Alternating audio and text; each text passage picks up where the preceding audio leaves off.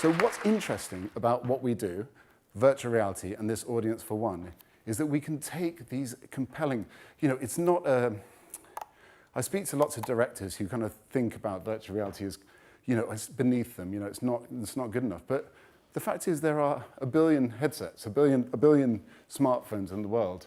So you can give these amazing experiences with virtual reality and AR to people all over the world.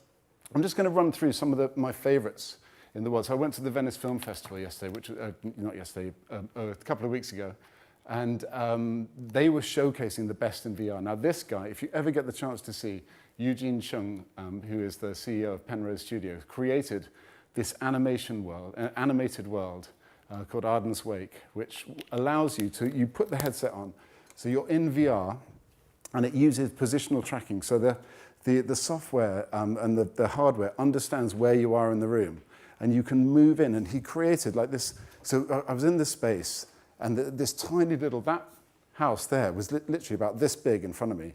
And as you go towards the thing with the headset on, you can poke your head into this, and this animation plays out. It's absolutely the most beautiful thing in the world. And that's a kind of combination. And the story bit takes the little girl, she goes down to rescue her father, and it's a wonderful story. But it's sort of taking VR and AR, the ability to kind of move into worlds and go into worlds to the next level. Again, Dear Angelica, this is just kind of like, if you ever are lucky enough to see these things, you must go and see them. Dear Angelica, again, is a hand-drawn animation done by an artist, Wesley, for Oculus Studios, where you're in this world, and it's constantly forming around you and swirling, and the scale of the story, and then the animated characters come down, and you can move around them in space. It's absolutely stunning. So the audience for one, I think, is something that's going to be really compelling and amazing for VR. This was also exhibited at the Venice Film Festival, National Theatre, and Jordan's work, which is Draw Me Close, where they took it to the next level and really fried your brain. So you're in VR, and the story, you open a door, and as you reach out, you've got these haptic gloves on, you reach out, and you actually feel the door. So you're in a virtual world, which is all hand-drawn, like the sketches on the left. The door, you push the door, and there's this character walks towards you, and they've got an actor actually hugging you in virtual reality. It was just absolutely mind-blowing. And again, just taking it to the next level, this is a scene where you walk to the window and you open the window. And of course, what the user is seeing is this amazing world, with all these kind of crazy things. But the fact that you can feel it and touch it is just incredible.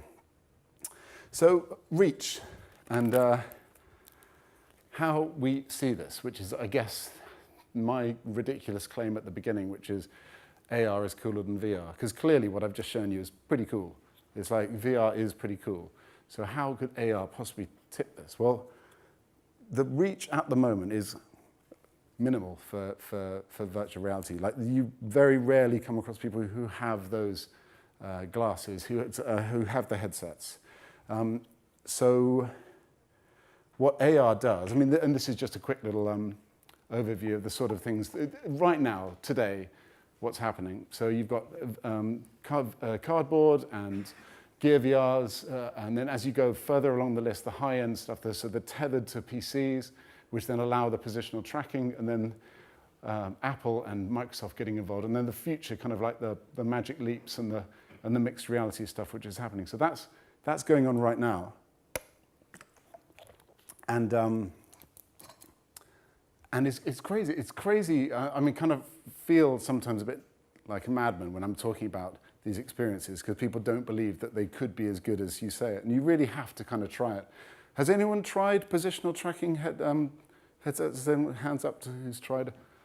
Okay, there's a few people. It is amazing, isn't it? It's kind of mind-blowingly taking it to the next level. So this book, I started reading this book, Ready Player One, which is I definitely recommend. It's, as Henry said, it's a bit trashy, but it's really cool. And there was a line I found on page 56, a paragraph. The Oasis. So the book is about the fact that the internet has been replaced by a game engine. So kind of like sort of a classic, all-encompassing game. Like, I can't remember the name of the game that you can drive around LA. What's the? What's it? Grand Theft Auto. Thank you very much. So the Grand Theft Auto becomes the new internet because you can go into VR and experience and move around. And so they call it the Oasis. And I quite like this paragraph. The Oasis would ultimately change the way people around the world lived, worked, and communicated. It would transform entertainment, social networking, and even global politics. Even though it was marketed as a kind of massively multiplayer online game, the Oasis quickly evolved into a new way of life. Now, this is obviously fiction, and he's writing about this fictional game, or the new internet called the Oasis. But right now, this is kind of where we're going, actually. This is actually kind of pretty much, we are developing game engines which can take social networking and multiplayer, so you all meet up in this virtual world. And as the years pass on, in 10 years' time, we're going to get the quality up and up and up. And you might indeed find yourselves in a virtual world, watching a football game with your friends, and just experiencing within the headsets. Now, I personally don't want that to happen. The other side of the coin is the AR dream scenario, which is like that Tony Stark. If you've ever seen Iron Man, where he's got this, he's in his workshop and there's all of these, images and his research all appears around him. Now, that's much more going towards sort of mixed reality and AR tech, which personally I prefer the idea of the world going towards that rather than closing off and going off into our own world. It starts with the basic apps on your phones, augmented signs, positionally tracked, and all this is available right now. So this isn't like crazy future. This is here and now. But then this obviously is a visualization, artist visualization of a set of glasses which are as lightweight as normal glasses. So this is my dream, hopefully this is where AR is going to go. And what's exciting about this is that we're social beings. I want to be able to sit in a room with my wife and my kids and explore and share together. And I'm quite scared of the idea of us all being stuck in our sort of little virtual worlds. There are portals. Apple have come out with guns blazing into the VR space and created an AR kit which allows us to create portals in space and then move into the portal, which is really cool. And Android very quickly came in with the same sort of technology that allows you to do that. So again, really playful use of the phone, use of iPads, going out into space. Now this again, this is kind of like the dream scenario. So this is obviously taken from Spielberg's Minority Report. If the video is going to play. This shows kind of that concept, the early concept. I mean, really ahead of its time, showing how these overlays might work.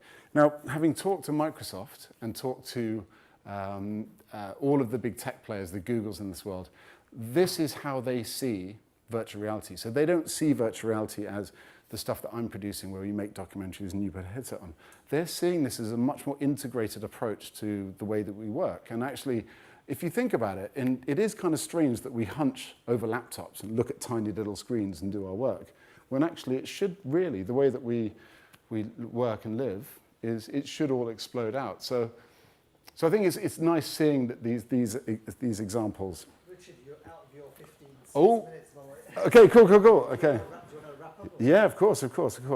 Well, thank you very much. So I think as a father of two small children, I think we do have a responsibility to create a world that doesn't go into itself, insular style. I think it should come out, which is why I'm going to say that the AR is going to be the future, and VR will be the background of the future. And my final slide here, which is think outside the box. With AR and VR, there is no box. We haven't even come up with a box in the first place. So, I'd say give this 10 years, and then you're going to start to see much more stability across this ecosystem. But anyway, thank you very much for your time.